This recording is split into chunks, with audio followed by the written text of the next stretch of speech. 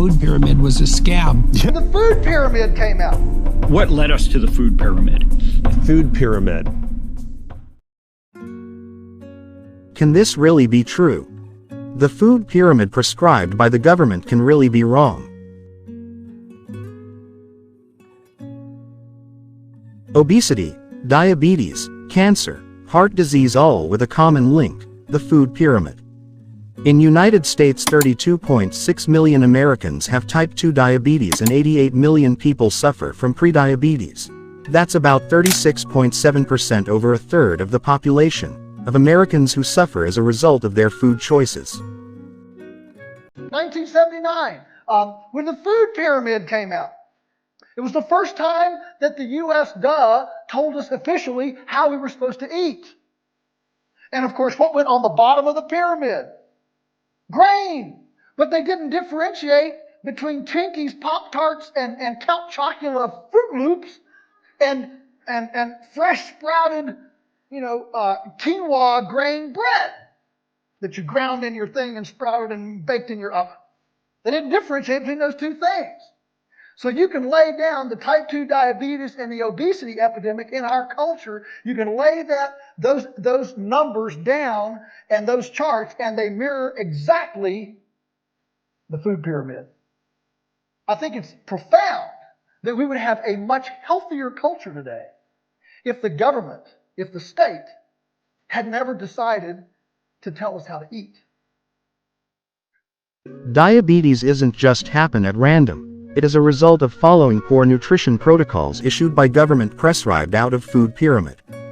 The food pyramid has increasingly come under fire by nutrition experts who claim it's outdated and doesn't reflect the latest science on healthy eating. Food pyramid was introduced in 1992 by the United States Department of Agriculture, USDA, as a way to visually represent their dietary guidelines. At the time, the recommendations encouraged a diet heavy in grains and carbohydrates, with fat at the top as less important. Specifically, the 1992 pyramid recommended that half your plate come from grains, a quarter from fruits and veggies, and a quarter from dairy and proteins. What led us to the food pyramid was basically, in the 1950s, we had this rising epidemic of heart disease here in the United States. A sitting president had a heart attack while in office, and this set off the alarm bells.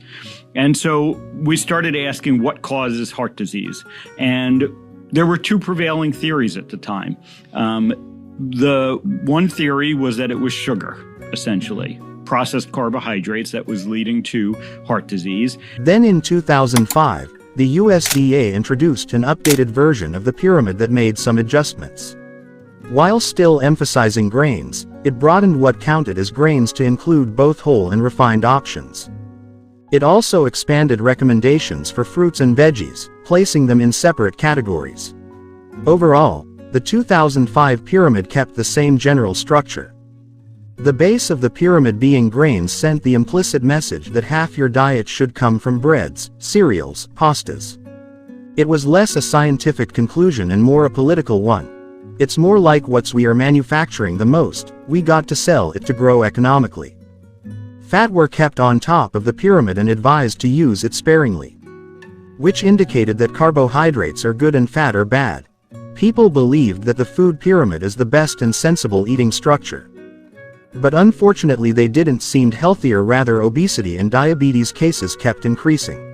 The pyramid was a scam. Yeah. That was just, the degree to which that's a scam is, I don't know, is there a worse medical crime in history than that? No, I mean, telling Americans to load up on 7 to 11 servings of grains every single day. Yeah.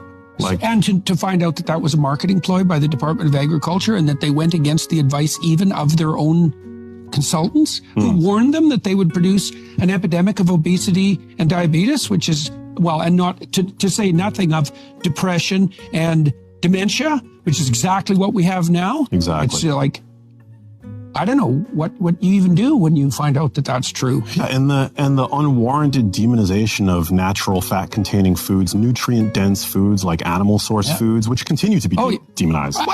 Even by the American Diabetic. So is it Association Society? I don't remember which one is still pushing the notion that, diabetics can eat carbohydrates. Like, actually, I don't think so. I don't think that's a very good idea, since they're converted to sugar. So what's wrong in the food pyramid? People misunderstood sparingly fat as bad, but in reality complex carbohydrates are not good. The consumption of healthy fats and avoidance of refined carbohydrates should be the message. People couldn't differentiate between simple carbohydrates and complex carbohydrates without guidance on recommended portion sizes for each food group. It led some to believe larger portions from the bottom of the pyramid were advisable when moderation was key. As a result, the companies took the opportunity and came up with low-fat products. Yogurt, meats, cookies, milk. As the companies reduced or removed the fat from their products, they added processed carbohydrates and sugar to taste good. Ultra-processed food is weaponized. Ultra-processed food is a science experiment. Ultra-processed food is not the free market at work. It is a rigged system where tens of thousands of scientists, as the cigarette industry declined in the 1980s, went to food companies. And you literally have food companies today as one of the biggest employers of scientists in the world. They are doing science experiments to make this food addictive and to make it not filling. And that's what we're giving to our kids. That's the problem with ultra-processed food.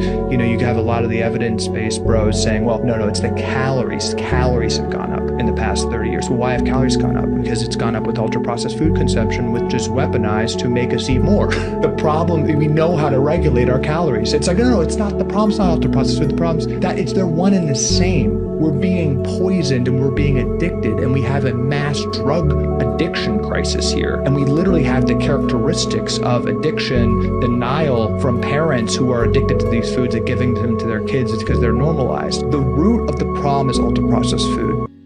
Even if the specific servings were questionable, the food pyramid emphasized incorporating a variety of foods from major groups in each meal. Over many decades among Americans, that food pyramid has been criticized for doing little to educate people on how to distinguish among carbohydrates, which have different nutritional profiles, and instead only recommending a number of servings to consume. So too, foods are typically not rich in only one kind of nutrient. The structure should imply that some foods should meant for occasional or discretionary eating. In 2011, the USDA replaced Pyramid with My Plate, which displayed the basic food groups fruits, grains, protein, and vegetables as sections on a plate, with each section's size representing the dietary proportions of each food group. My Plate did not incorporate an exercise component, nor did it include a section for fats and oils.